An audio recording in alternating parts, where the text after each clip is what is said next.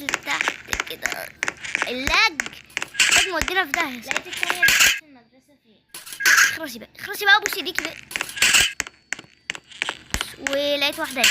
فانت بقى راح اسحبها حوالي انا جمعتها. هنطلع من المكان ده بسرعة قبل ما نخلص. قال لي اللي فيه واحدة هنا وهناك مش عارف. بصي الخيوطة دي. ليه بقى لو جبت لك بقى البتاع بتاعي مش عارف اجيبه. بيقول لي عايز يطلعني فوق اصلا. هجيبه دلوقتي لان اول ما بجيب سكين البيبي بيعلق ولازم اطلع. هو عايز يطلعني فين ده؟ اسحب احاول. البتاع اللي جت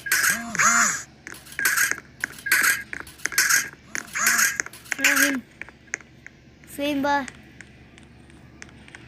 مش فاهم يعني. أنا اروح المستشفى كده. هو بيشغل بس عشان ايه متجننش عليه كده. شغل ايوه بيشغل عليه الجمله.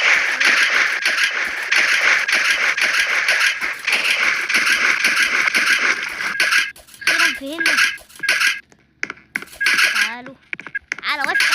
ايوه كده. بيشاور هناك اصحابها حواليا. جمعت كام؟ بوكس بسرعة. بوكس بسرعة عندنا. يلا اصحابها حواليا. هذا بيقول لي ليه نجمع اللي هناك دي الاول.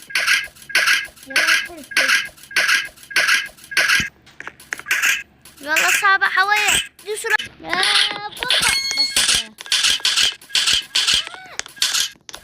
بيقول لي في واحدة هناك مش عارف هناك فين.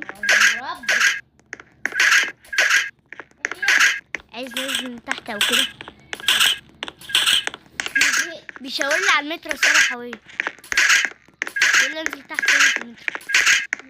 بيقول لي في المترو.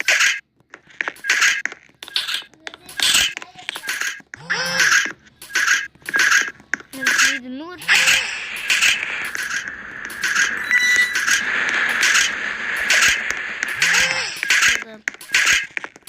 تم الانتهاء الصراحوية.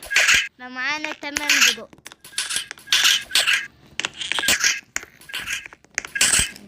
اصحابها حواء لسه مش عارف بتعمل ايه هنا.